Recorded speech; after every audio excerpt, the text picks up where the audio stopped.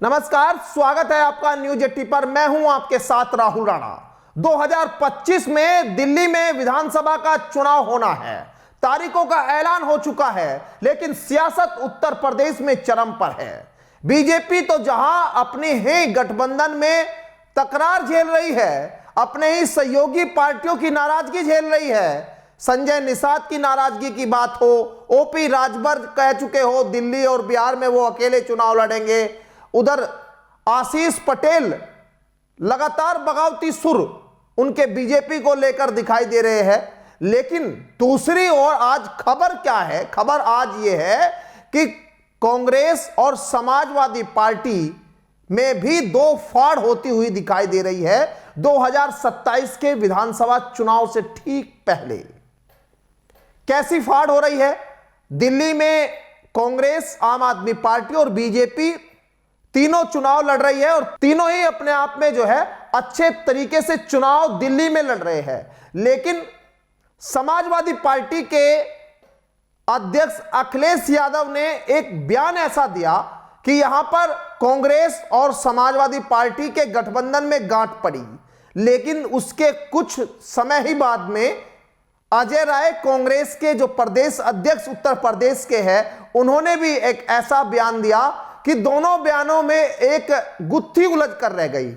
लेकिन मैं गुत्थी आपके सामने नहीं उलझाऊंगा, मैं सीधे बता देता हूं कि यहां अखिलेश यादव ने यह कहा कि वो दिल्ली के चुनाव में आम आदमी पार्टी के साथ मंच साझा करेंगे, न कि कांग्रेस के साथ में। इंडिया ब्लॉक जहां पर कांग्रेस भी साथ है, आम आदमी पार्टी भी साथ है और समाजवादी पार्टी भी साथ है। लेकिन दिल्ली के चुनाव में सपा और आम आदमी पार्टी एक साथ होने को तैयार है, लेकिन कांग्रेस को वो अपने साथ नहीं लाना चाहते।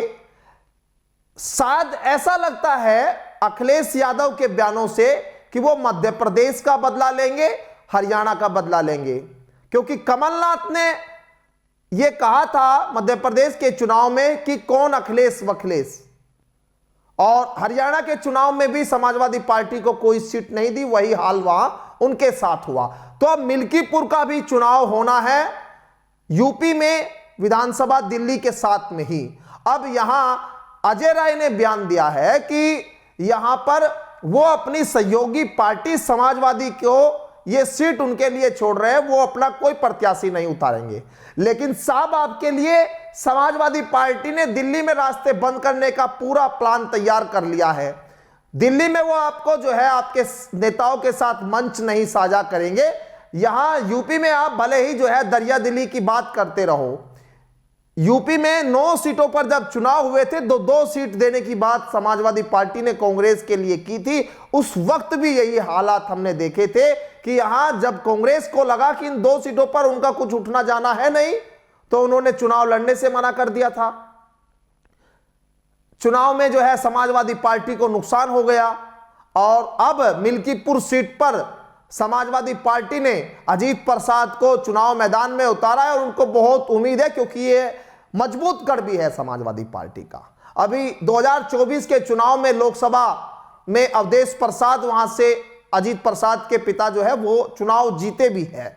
लेकिन अभी जो सियासी लड़ाई है वो किस तरह से आप समझ गए होंगे कि यूपी में कांग्रेस चाहती है कि समाजवादी पार्टी का साथ उनको मिले 2027 के विधानसभा चुनाव में। लेकिन मध्य प्रदेश और हरियाणा में जिस तरह से कांग्रेस ने समाजवादी पार्टी के रास्ते बंद किए, दिल्ली में रास्ते बंद कर देंगे। अब आप ये बात थोड़ा अगर और आप जाएंगे तो 24 में हरियाणा में जब चुनाव हुआ था तो बीजेपी और कांग्रेस के जो वोट थे करीब 1.5 लाख वोटों का अंतर रहा था हार जीत का। यानी 1.5 लाख वोट के आसपास ही बीजेपी को कांग्रेस से ज्यादा मिले थे। और वहीं आम आदमी पार्टी को, अरविंद केजरीवाल को 2.5 लाख वोट मिले थे। हालांकि 79 सीटों पर जमानत जब्त जरूर हुई थी, लेकिन आम आदमी पार्टी ने कांग्रेस को चुनाव जरूर हरा दिया, ये कह सकते हैं आप। 2.5 लाख वोट उनके प्रत्याशी को मिले थे और 1.5 लाख वोटों का मार्जिन रहा था जिससे बीजेपी को ज्यादा वोट मिले थे। अगर वो 2.5 लाख उनको मिल जाते तो आम आदमी पार्टी की वजह से कह सकते हैं कांग्रेस वहां पर हारी। तो दिल्ली में अब लंबे समय से जब आम आदमी पार्टी सत्ता में है तो कांग्रेस चाहती है कि वहां उनको अब सत्ता में आना चाहिए दिल्ली में, तो इसीलिए पूरी जो है वो मेहनत भी कर रहे हैं और अपने संगठन को मजबूत भी कर रहे हैं। अब यहां पर एक तरह से देखा जाए दिल्ली में भी कहानी किस तरह से फंसी हुई है आम आदमी पार्टी के लिए, क्योंकि जिस तरह से बिजली पानी फ्री किया गया है तो जो लोअर क्लास का व्यक्ति है उसको तो फायदा मिला, लेकिन मिडिल क्लास की जो कहीं ना कहीं मानसिकता नजर आती है, वो ऐसा सुनने में आता है, जो बातचीत से निकल कर आता है कि कहीं ना कहीं मिडिल क्लास पर उसका भार डाला जा रहा है दिल्ली में। तो बीजेपी बहुत इस बात को चला भी रही है और बीजेपी को अब बड़ी उम्मीद है। तो यानी चुनाव में कांग्रेस बिल्कुल कमजोर नहीं है, जिस तरह से समाजवादी पार्टी के नेता कह रहे हैं कि उनका संगठन कांग्रेस का दिल्ली में बहुत अच्छा नहीं है, मजबूत नहीं है। तो यह बात यहां कहीं ना कहीं गलत भी लगती है और ऐसा लगता है कि वो हरियाणा और मध्य प्रदेश में जो चुनाव के समय देखा गया उसका बदला यहां पर लेंगे। हालांकि समाजवादी पार्टी का दिल्ली में कोई खास जनाधार नहीं है, लेकिन एक नेता के बयान से कहीं ना कहीं जो उनके समर्थक होते हैं वो जरूर प्रभावित होते हैं, क्योंकि दूसरे राज्यों में भी समर्थक होते हैं और कहीं ना कहीं अलग अलग जगह पर अपने अपने सपोर्टर होते हैं। खैर वो सीट वो किसके साथ में यहां पर शेयर करेंगे, किसको समर्थन देंगे, किसके साथ में बैठकर मंच साझा करेंगे, वो एक अलग कहानी है। लेकिन अभी 27 की चुनाव से पहले सीधी तकरार और कांग्रेस समाजवादी पार्टी के बीच